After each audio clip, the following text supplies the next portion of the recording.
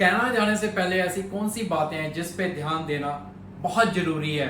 कहाँ अप्लाई करें, colleges, courses, या उसका फ़ायदा है या नहीं। बहुत सारी ऐसी चीज़ें हैं जिस पे ध्यान देना बहुत ज़रूरी है। अगर आपके माइंड में भी ऐसी बातें हैं तो ये वीडियो एंड तक ज़रूर देखें। गुड मॉर्निंग, मैं हूं गौरव, सुप्रीम ओवरसीज सॉल्यूशंस जालंधर से।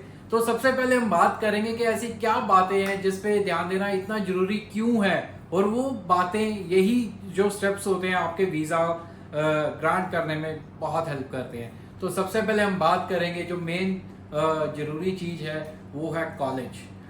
कॉलेज आप कौन सी सिटी में जा रहे हैं वो बहुत इंपॉर्टेंट रहता है कि आपने कोई भी कॉलेज पिक किया कि आप क्या उसको वर्क परमिट है या नहीं है।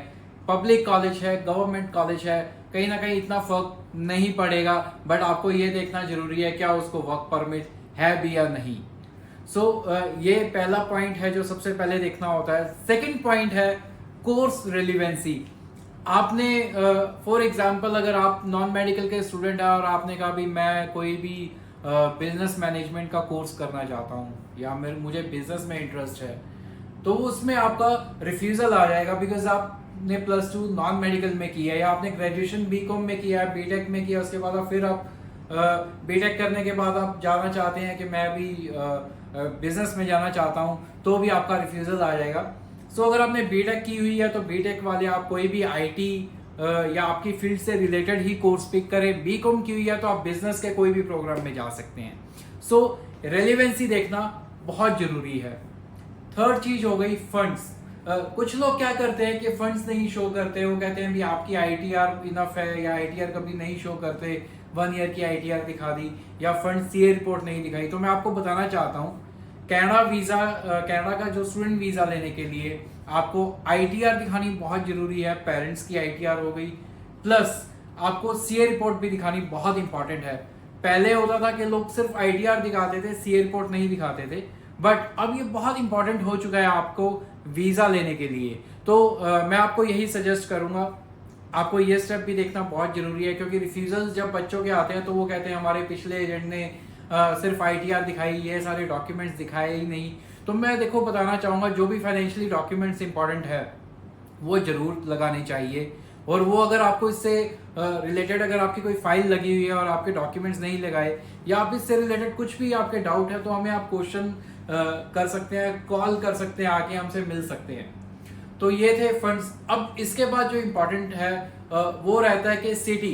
कई बार होता है कि सिटी लोग ऐसी पिक कर लेते हैं जहाँ पे आपको काम ही नहीं मिलेगा। फॉर एग्जांपल आप आउटस्कर्ट में जा रहे हैं, आपने कहा भी हम ओंटारियो में जाना चाहते हैं, बट ओंटारियो में एजेंट ने क्या किया, आपको ऐसी एक आउटस्कर्ट में लोकेशन दे दी जहाँ पे सिर्फ जो पॉपुलेशन है वो भी सिर्फ 2000-3000 है सिर्फ, और वहाँ पे देखो एक लिमिटेड सोर्सेज होते हैं, चाहे वो जॉब के हैं या फिर कोई भी सोर्सेज है।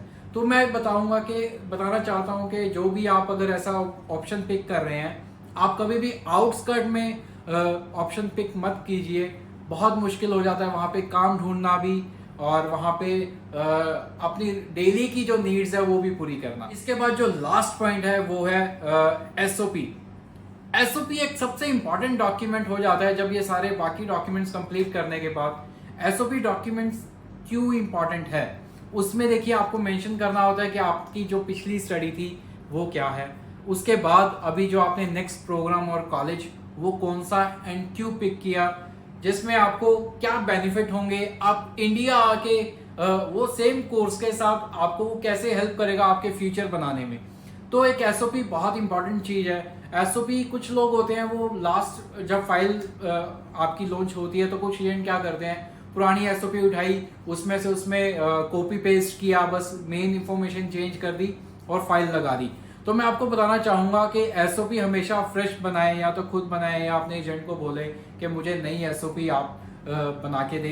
प्लस उसमें अगर आपको कुछ भी चेंजेस है लगते हैं कि मुझे हाँ ये पॉइंट्स ऐड करवाने हैं, तो पॉइंट्स जरूर ऐड करवाएं, क्योंकि एसओपी ही आपको उसके बाद वीजा दिलाने में हेल्प करता है। क्योंकि वो बहुत जो एक वीजा ऑफिसर होता है वो आपके डॉक्यूमेंट्स देखने के लिए नहीं बैठा, वो मेन आपके डॉक्यूमेंट्स ओवरऑल ऊपर से देख लिया, उसके बाद जो एसओपी है वो मेन पढ़ेगा कि आपने क्या किया हुआ है, आपका क्या फ्यूचर प्लान है, आप कौन से कॉलेज में जा रहे हैं, कौन सा ऐसा कोर्स पिक किया है वो रेलिवेंट है भी या नहीं है।